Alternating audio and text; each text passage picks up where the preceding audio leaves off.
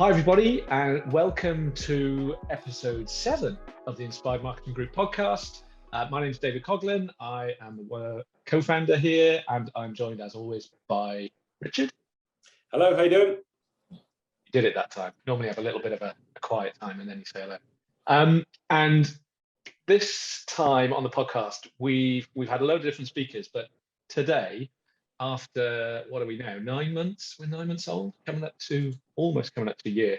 We wanted to introduce you to some of the awesome kick-ass marketing superstars that we've got in our community. So I am really thrilled to welcome 7 people from our community to talk to us about them, where they come from, what they're doing, and what life is like for them with the Inspired Marketing Group. Hello, everybody. Hi. Hello. Hi. Hello. Great to see you all. So should we do a bit of this is like a board meeting, right? We'll do a bit of around the room. So I'll go across the top. Emily? Yeah, sure. Hi, I'm Emily Wilson. I have been working for the IM group for 6 months now, and keeping going. And I'm a digital marketing specialist. I've just started actually freelancing 6 months ago, so quite new to it.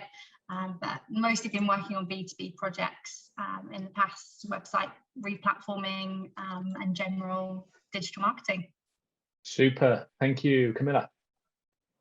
Hi everyone, I'm Camilla. I've been freelancing for just over a year now, but working with these lovely guys since June, so just a few months, 3 months I think now.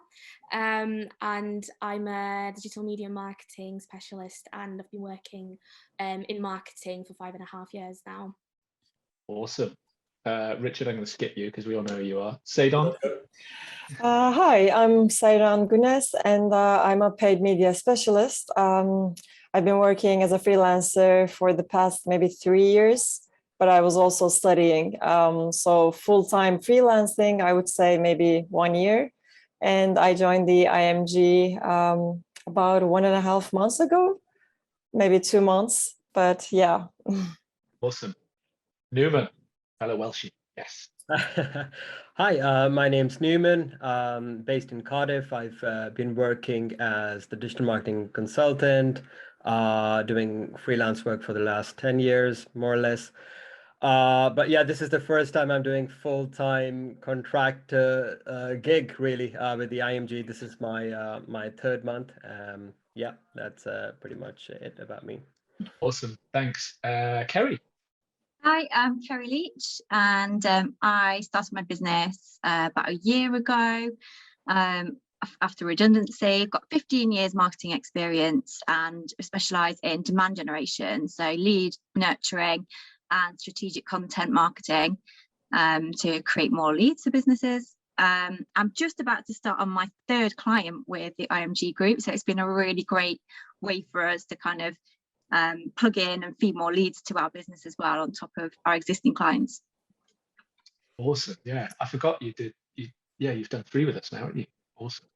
I was trying to work that out, actually. I was like 3, and I was like, actually, yeah, it is, isn't it? Yeah. Wow. So Kerry's on the leaderboard in terms of number of clients worked with.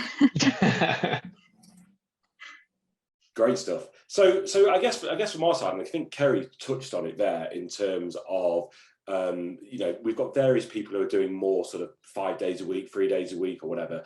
Kerry really touched on the fact that we're almost using the IM group to help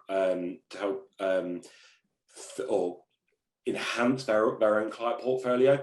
And I guess that's what I'm really interested in terms of, I get the obvious question is, what sort of made you join the IMG community? What was it what really stood out and you thought, actually, that's worth an initial conversation, and obviously going through to joining us? Anybody can go first, really. I'll go for it. I'll go for, oh, sorry, you go, Emily. I'll go. So I started to think about going freelance at the end of last year, around December, and I had an initial call with Dave where we talked about really what you guys offered for a freelancer. And I eventually then handed in my notice and I started to go freelance at the start of April. And actually, you guys called me in March and said, we've got an opportunity for you. It could be 5 days a week. It could be, initial 3-month contract. And I think I finished my full-time job at the end of March. And then I started the next week in a 4-day-a-week freelance gig with you guys. So it was pretty crazy in terms of the speed of when opportunity becomes available. And actually, I hadn't really spoken to you from December to March because you were building up clients, you were looking at the opportunities and finding when something was available. And I had a few things obviously lined up for when I was going to go freelance, but actually being 4 days a week with you has meant that I've got some flexibility in the evenings, on a Friday and the weekends to actually support with the other areas that I want to try out. And actually I'm having a bit of difficulty, I would say now, saying no to clients, and I never thought I would have that opportunity in the first 6 months of being freelance. Yeah, I think the timing of that was just absolutely perfect, wasn't it? Very lucky there. Yeah. Super. How about everyone else? Kerry, so obviously you're running your business and doing your own thing, and I think we dovetailed in. We were doing some bits and bobs. I can't remember how we connected back again. Obviously, we've worked together previously at Experian, didn't we? Yeah, we did. And I think for me, it's about security. So, I've got my own business and we've got our own direct clients, but it doesn't fill the pot. So, having that extra security and extra leads, and I just love your processes. I just think, having it works so well for me and it works so well for your clients as well. And I think you really get that balance right. Yeah.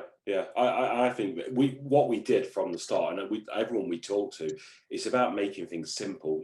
We try and cut all the red tape out, and we can do contracts very easily with our clients. But actually, from a freelance point of view, making that as simple as possible as well. But also, you mentioned the word security, and again, even to the contracts we issue to you guys, so that it's legal. It's I'm going to get paid this. It's happening. We don't keep people to terms either. We were having a conversation with someone the other day, the fact that the normal freelance gig is you invoice at the end of the month you've worked in, you then wait 30 days to get paid. So you're almost like a month or two behind. I think we're paying people 2 to 7 days really after they've finished that month, which is, I think that's unheard of in the freelance world. But yeah. Interesting. Newman, you were employed as well, weren't you? And you took the leap, or you had a fixed term contract with somebody. You took the leap to join us as well. Yeah. I was actually, on the last point, I was that Kerry and Emily were also discussing on, what made them join the IMG. So, in my case, really, most of my past experience has been outside the UK. So me and my family, we just moved here about 2.5 years ago. So we're still pretty new, and understandably, most of the clients that I had that I was working for, they were based here. So I feel that that's where IMG really was a very attractive option for me, because it allowed me to get these full-time or these big contracts to work on, and take freelancing more seriously, without having that kind of networking in place at this stage. So I mean, previously I was a bit more comfortable. I felt that maybe working freelance was a bit too it was a bit too risky for me to, for lack of a better word. But ever since joining the IMGs, just the whole system, the whole process is so organized and so in place, and the clients that we're working with, it's just it just feels like a very good option. And also working with all these wonderful people, and learning from them. It's I wish I would have done it earlier, but I guess it's just that hesitance. You feel that you want to be in that comfortable little zone of working full time for someone, whereas there's just so much more benefit of being a contractor or working full time, working as freelancer. Yeah. That's really great to hear, Newman, because I guess, you know, Rich and I were sort of in a similar situation to, I think, a couple of you know, in terms of business we were working with wound up, we took redundancy, and we were just like, right, what do we do now? And I think if we were on our own, then making the leap to being freelance, like you say, it's risky. You've got to be, you know, pretty confident that you can, you know, close deals, find clients, and I've done it before, and it was emotional, for want of a better word, and stressful. So yeah, I'm not sure I would have done it if I was on my own. And it's really great to hear, you know, your sort of thoughts on the community, because I guess that's the thing, and I've talked about it a lot in previous episodes in terms of we really want to provide that almost that safe harbor, the soft landing, because going out alone is just absolutely terrifying. Whereas actually, if you've got now, I think we're over 40 people now, so you've got a bunch of people who can help you, and even just to chat to. So, you know, those water cooler conversations, I mean, it's not quite the same as if we're all in a big room together, but, you know, we can share stuff, and a lot of you are working on the same clients and overlapping. So yeah, that's exactly what we hope to create. And I'm really It's really interesting, actually, isn't it? Because we talk about, and it's almost like an unwritten strapline we have, but we always talk about it. But the community is about nobody having to figure this out alone. Is that, you know, all this stuff about, you know, going freelance and self-assessment tax and, you know, how much do I pay myself and blah and blah. It's difficult. And actually, if you're trying to figure out that, as well as trying to win clients, as well as then trying to do the work, you can quite easily get sort of lost in all of that. And we were on a call with another community member earlier today, and she was talking about payment, and she's like, I've got a client now I'm struggling to get payment out of, and we were giving her advice. And that's what the community is about to us, the fact that, you know, we were telling her about, you know, how we bill, and actually we mitigate our risk by billing 50% up front, etc. And it was all of this stuff. She was like, I never really thought about that before. To us, it's simple because we've done it, but equally, we might have a conversation with Camilla, and Camilla might tell us something. We're like, well, that's bloody simple. Why are we not doing that? And this is the community. It's the added benefit as well of outside of being paid to do a job as well. So yeah, it's really interesting. Sayon, you were described to us as, where did you find her? And my response was, no, she found us. So, yeah, you're getting some really great feedback. So you were doing your own stuff as well. So yeah, what's your story? Exactly. Actually, everything you guys said are all true for me as well. I started out alone, but I didn't really get the chance to do a lot of networking, because right after I finished my master's, the first lockdown happened. And I had to start out alone, but the payments and the contracts, they were all very difficult, like getting payments and organizing things. I wasn't a complete, I wouldn't say I was a professional just yet. I wasn't ready to start out on my own, but I kind of had to. So actually, I told Richard that I wish I met you before, when you guys first started out, because it was very difficult not having a community. I had to figure out everything alone, all the business parts, but also all the technical stuff that I was learning while working. So yeah, it's truly amazing. That's not the first time somebody said that to me about they wish they'd met me before. So that, you know, it's anyway, move over, Camilla.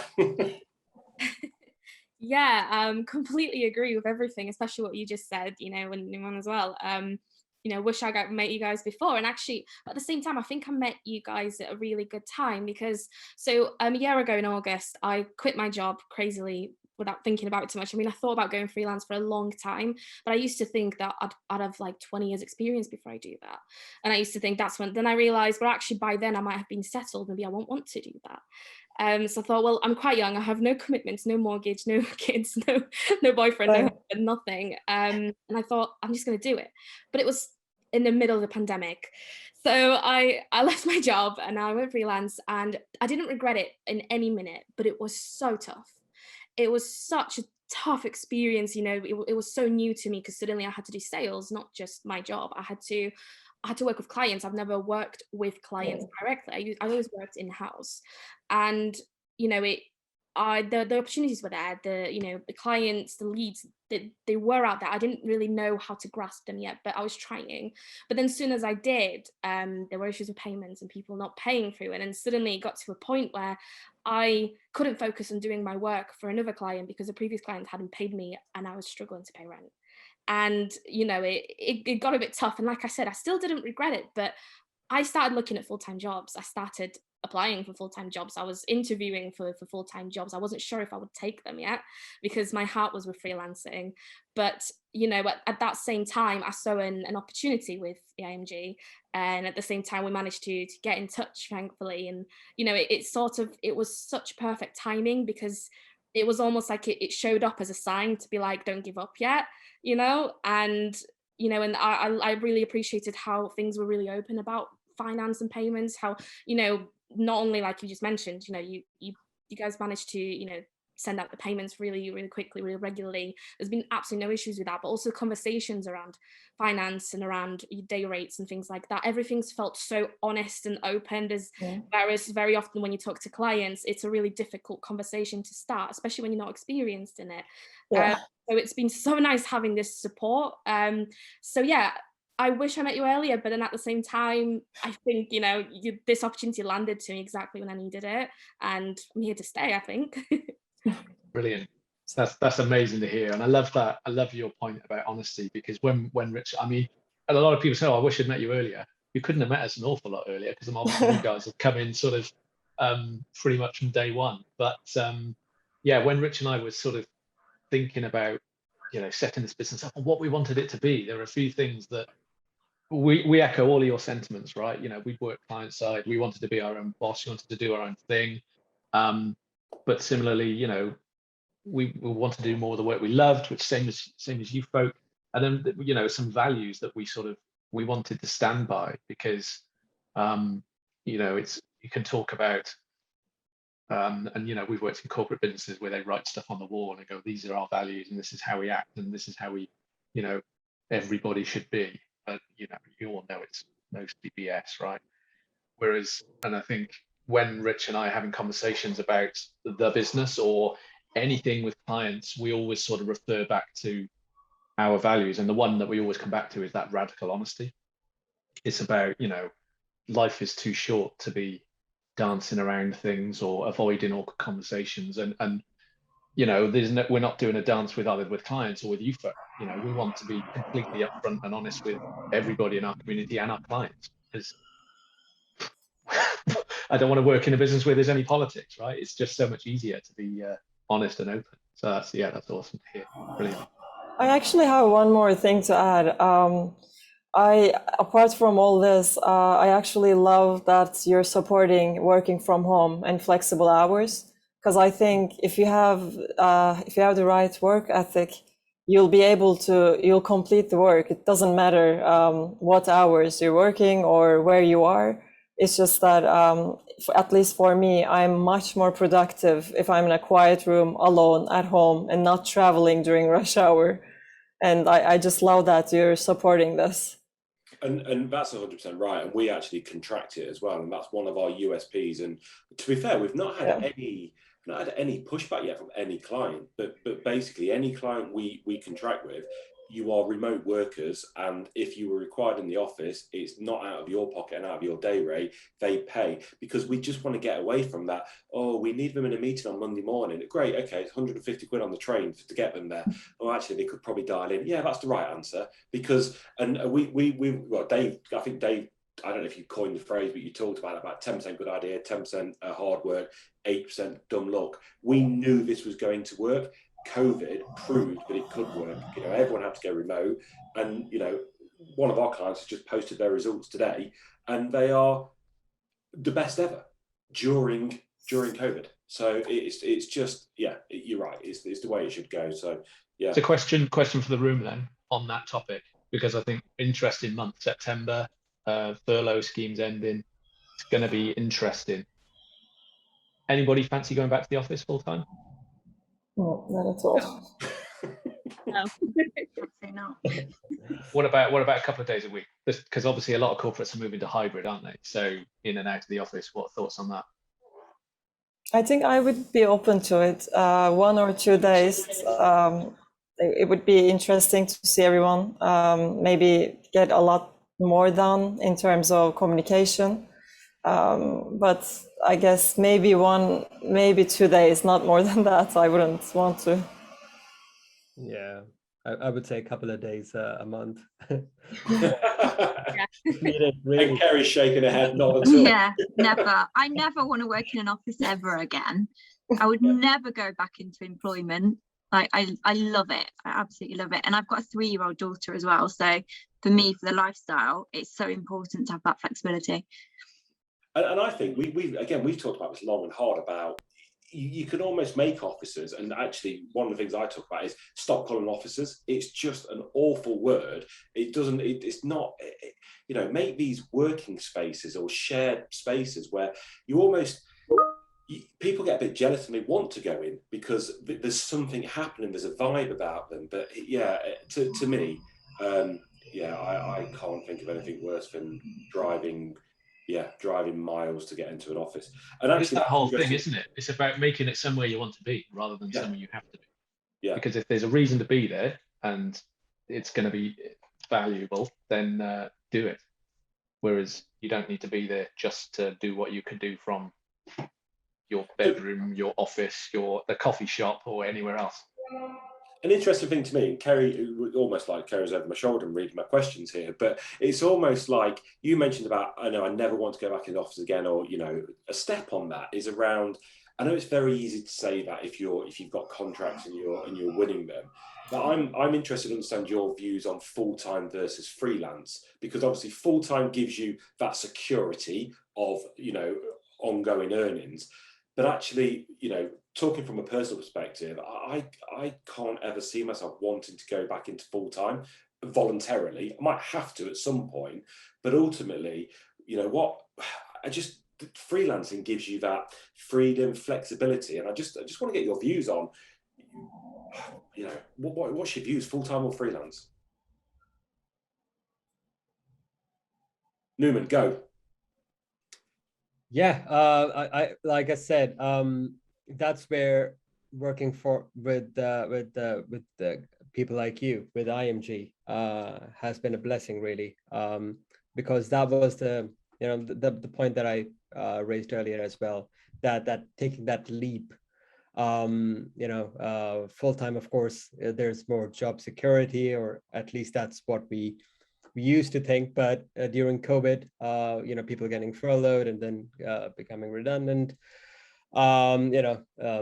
it's just, the moving forward, and this whole COVID situation has also kind of raised those things that, it's not as safe as we sometimes used to think that full-time employment really is.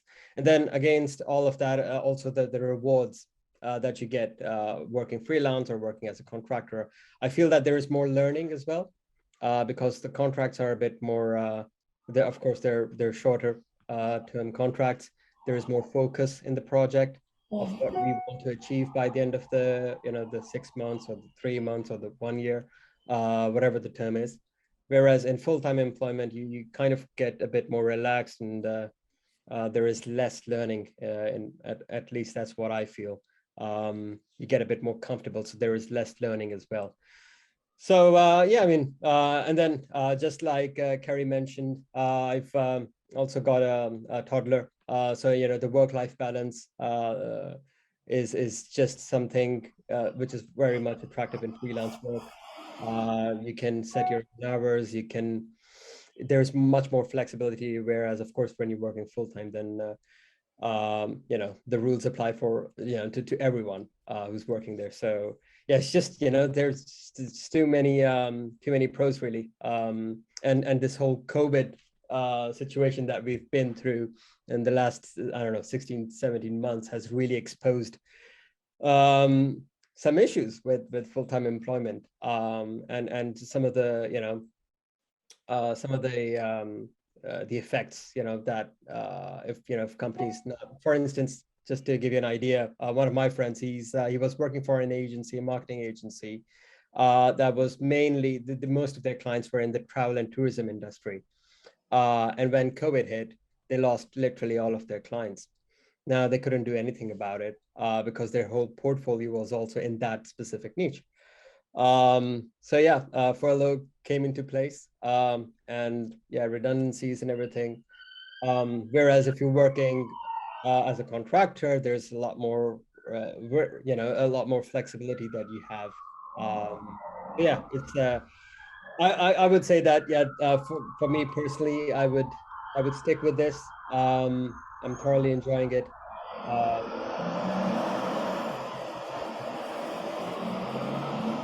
Sounds like there's some spaceship taking off there.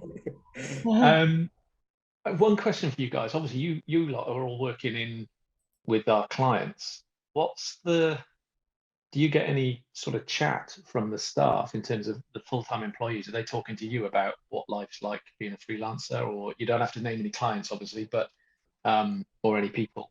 But have you had anyone had any conversations with you about making the leap?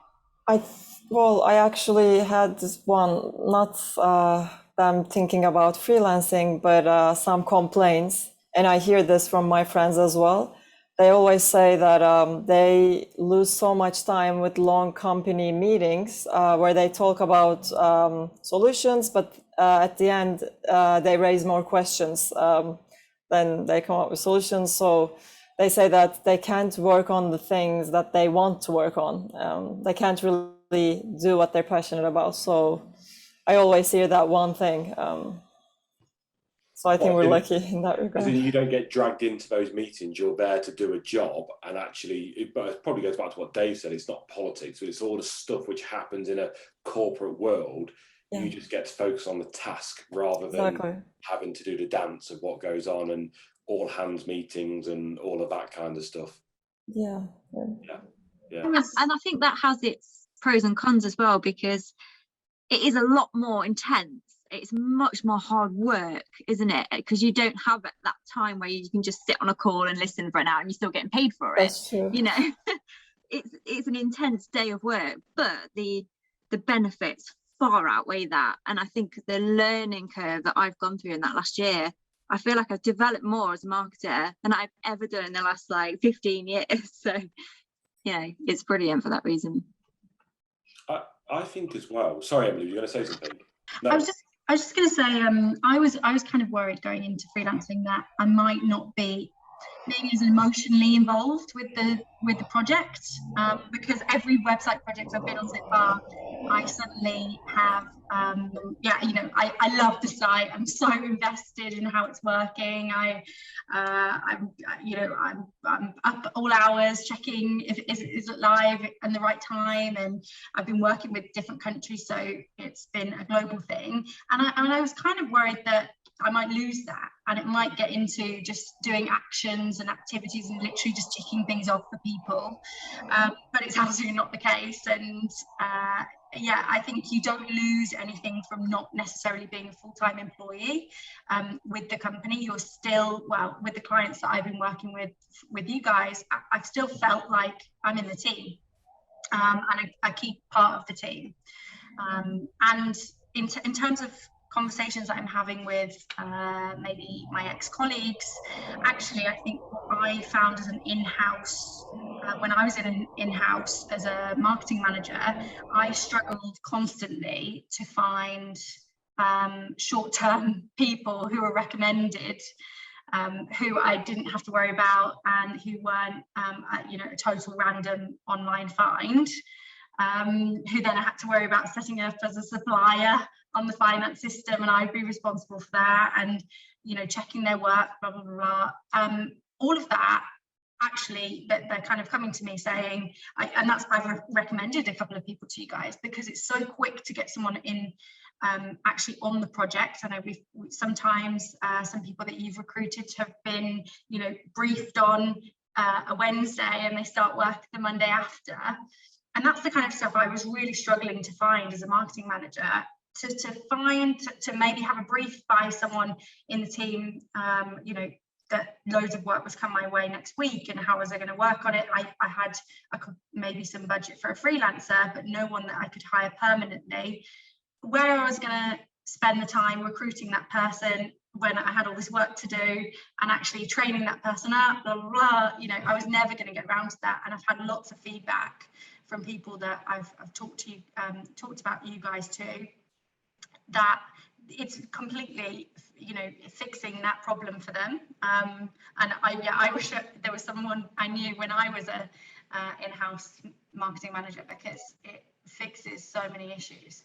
And I think you nailed it there, haven't you? Because actually, and I guess a part of the purpose of this podcast really is to almost get some real people talking about this, because obviously we can talk about it, but actually some of the feedback we've had from people on that pace thing is from, we will speak to somebody and say, you know, we've got this opportunity, it starts on Monday and it's going to be X £1,000, and they're a bit like, hang on, really? Who are you guys? Where have you come from? How has this happened so quickly? And it's almost a bit of sort of disbelief that these projects can land so quickly and we can move so quickly and clients can move so quickly. But like you said, Emily, the need the clients have got is just so keenly felt. And as a community now, as we grow and we've got more and more skills and more people involved in our community, we can make those problems go so quickly. And obviously for you folk, it means that I can, you know, have a conversation with Rich or I and be starting a new gig on Monday. And, you know, you're then set for 3 months and you've had to do no business development, no sales, no awkward conversations about day rates. Exactly. And also, I will say is you're not recruiters. You're also heads of marketing. So when I've been talking to you, let's say about recommending someone, I'm not just talking to you about you've got to find someone for them on Monday. It's actually, what do they need? Where could they grow? It's almost a bit of strategy involved as well, because that's what I was always worried about when speaking to other freelance recruiters, is they just want someone on your books, and they can get you anyone really quickly, but actually, do you know really what I need? Maybe I don't know it yet. And you had exactly that, didn't you, Rick? With that, we got that opportunity for a paid media play, and you said, the client said, oh, I want to speak to this person, and Rich said, I can set that up and I'm happy to, but actually this person is better. And it's about, because like you say, because Rich and I have worked on that side of the fence, we know, you know, what's going to work, what sort of, even what the sort of personality and the culture of the client is, so that we can almost have a team fit. That's it. It's 100%. And I think what we need to almost, you know, the idea is actually quite simple, what we came up with. And it's basically because we've done it. We've sat in the businesses for 15, 20 years. And exactly what you just said, Emily, I wish I had that when I was there. And actually, me and Dave had the same situation in our last business. And we almost proof of concept the Inspired Marketing Group in our old business. And it was like, actually, that's what we need. And actually, if we need that, and we know all the clients will need that. And actually, the simple premise is your marketing plan changes. You know, you used to write a marketing plan whenever your financial year starts, Excel, whatever you did it, this is it, it looks brilliant. And actually 2 months into it, you chucked it away because it had completely changed. But your people are fixed. And actually, what this concept is, have brilliant people who are permanent.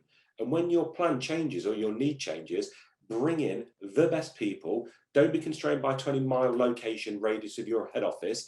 Bring the best people in to get this. And actually, you know, Newman's already said he's in Cardiff. He's working for a business based in Loughborough. You know, Sadon, you're in London. Everyone's all over the place.